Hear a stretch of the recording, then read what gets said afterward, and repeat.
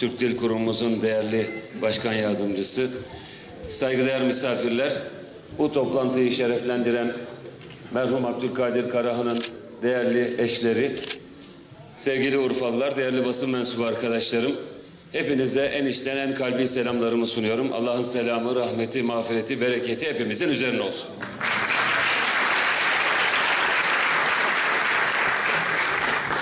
Bu güzel şehirde peygamberler şehri, edipler şehri, şairler şehri, tarihin kadim şehirlerinden birisi olan bu Urfa'da bu güzel toplantıya ev sahipliği eden Şanlıurfa Arran Üniversitesi'nin değerli rektörüne, bu toplantıya hamilik eden Türk Dil Kurumu'nun değerli yöneticilerine hakikaten yürekten teşekkür ediyorum.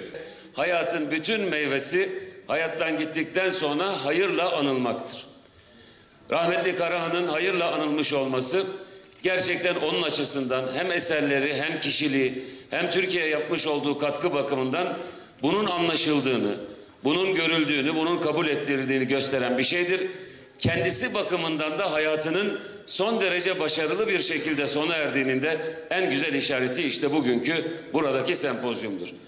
Ayrıca hayatın ikinci önemli geriye kalan şeyi de hayrul halef evlatlar bırakmaktır.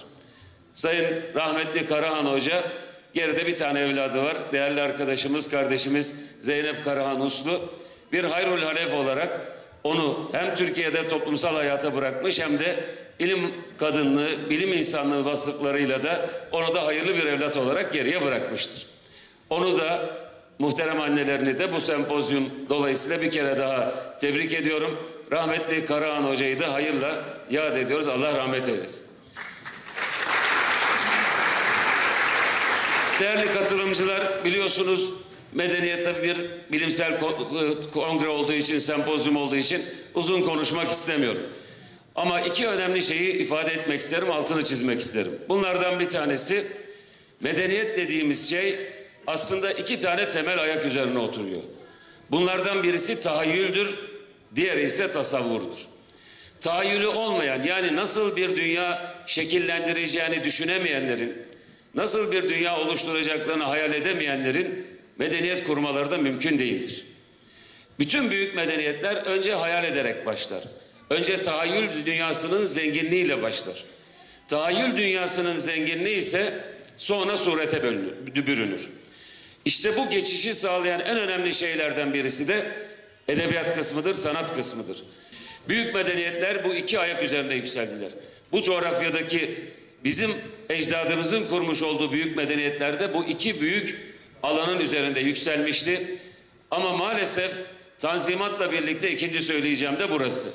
Tanzimat'la birlikte bir büyük yenilgi psikolojisi içerisinde önce hayal dünyamızı dağıttık. Önce hayal dünyamıza ilişkin ne varsa onu ortadan kaldırmaya, karşısında yenildiğimiz zannettiğimiz medeniyete ait ne varsa onların da tahayyülünü değil, onların da suretlerini, onların da görünürlerini, yani onların medeniyetlerinin sonuçlarını almaya ve taklit etmeye başladık.